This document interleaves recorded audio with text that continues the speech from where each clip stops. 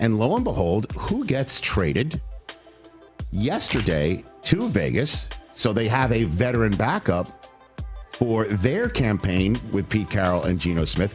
It's Kenny Pickett. Steelers, Eagles. I mean, what's going to happen in the Wikipedia or his Pro Football Reference page for the Browns? Like, never played for them. Yeah. Do you put him on that jersey? On the jersey with all the millions of quarterbacks? He never played, but he didn't was even there. take a preseason. He was there. It's like if a Kenny Pickett. Hold up. The Cleveland Browns just finalized their roster cuts. And while the entire football world is buzzing about Dylan Gabriel snagging the QB2 spot, they're completely missing the actual headline. The story isn't Gabriel, it's Shedeur Sanders. This kid didn't just survive cuts. He's now sitting just one injury away from completely flipping this franchise upside down.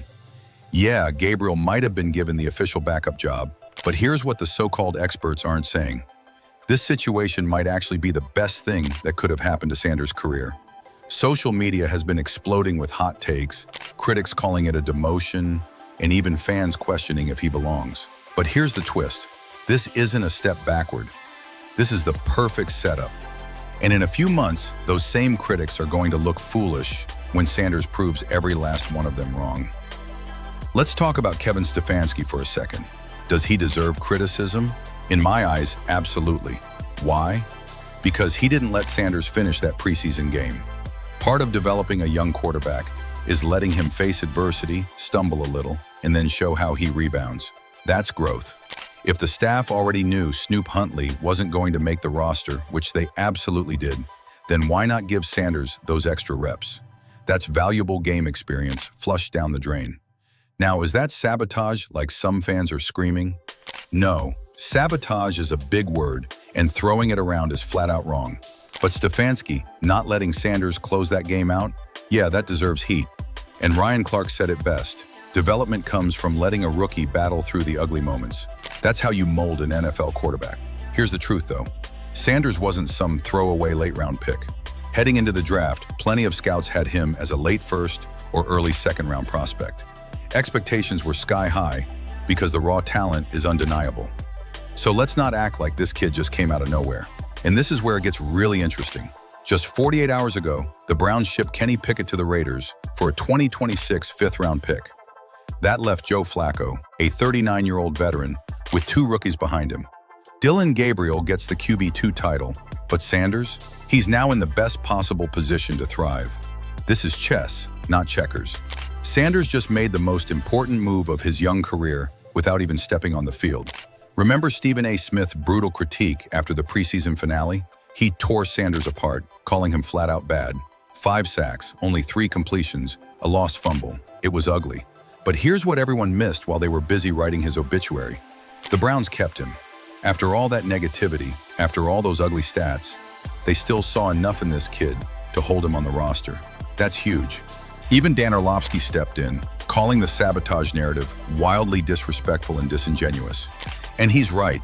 You don't dedicate your life to developing quarterbacks just to single out one rookie and sabotage his career.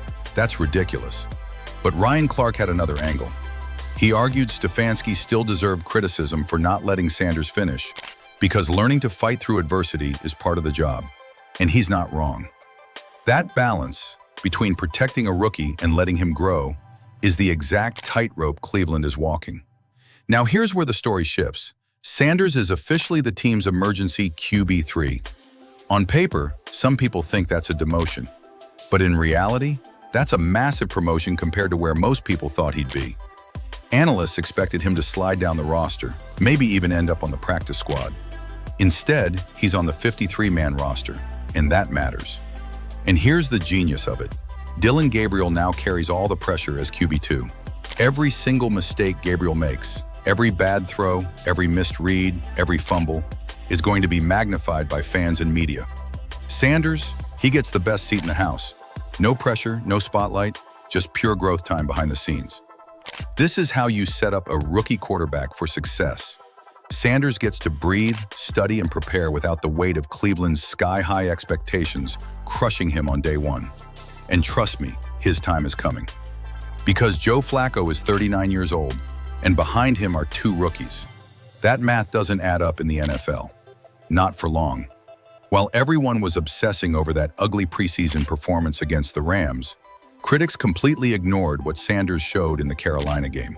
He looked like a different quarterback, calm in the pocket, getting the ball out quickly, making smart reads. That's the kind of tape that had scouts projecting him as a first or second round pick before the draft. Even Stephen A., who was brutal after the Rams game, admitted it was just a very bad afternoon, not the end of his career. That matters. Now combine that with what just happened to Cleveland's quarterback room. With Pickett shipped off to the Raiders, the Browns are riding into the season with a 39-year-old starter and 2 rookies behind him. Let me repeat that. Joe Flacco, age 39, backed up by Dylan Gabriel and Shedeur Sanders.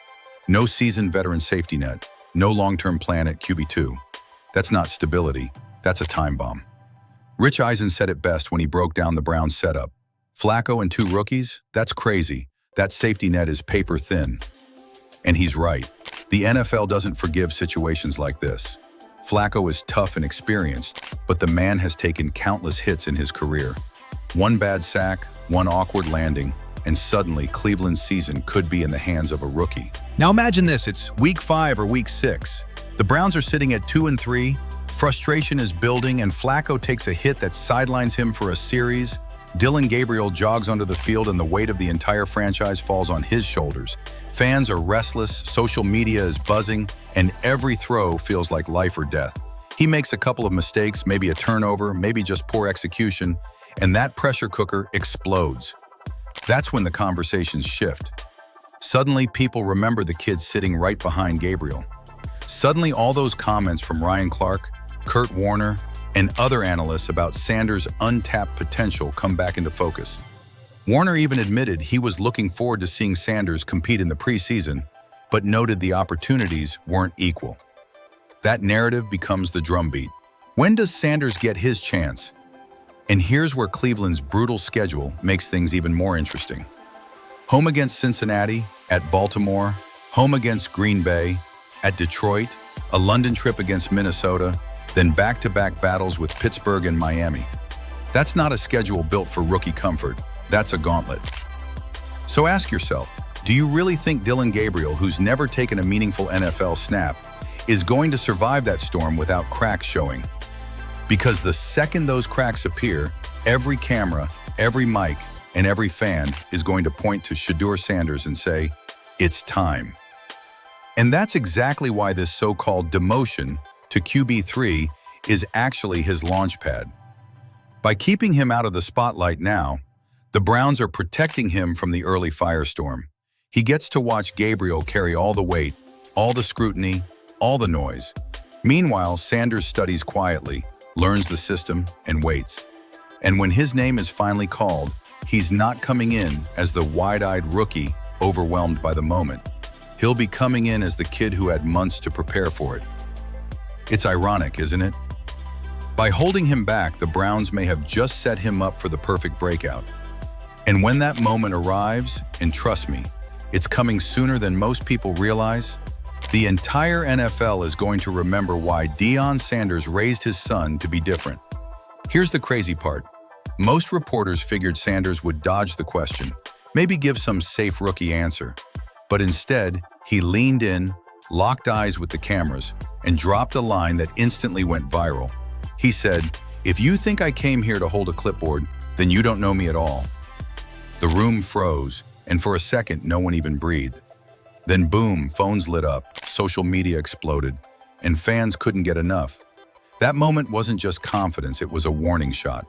Teammates respected it, fans loved it, and the coaching staff? They suddenly knew this kid wasn't planning to sit quietly in the shadows. And that's the turning point, because now every single move Sanders makes will be under a microscope. One throw in practice, one audible in a preseason game, one mistake or one highlight. It's all going to shape the narrative of whether he's just another rookie or the Browns' future savior. The pressure? It's enormous. But if you followed this kid's journey, you already know he thrives when the spotlight burns hottest. Cleveland thought they were just stashing a developmental quarterback. What they really did was bring in a game changer who's already forcing the franchise to rethink everything. So don't skip a single second of this video. And if this story touches your heart, give it a like, subscribe to the channel, and let us know in the comments. Where are you watching from? Let's begin.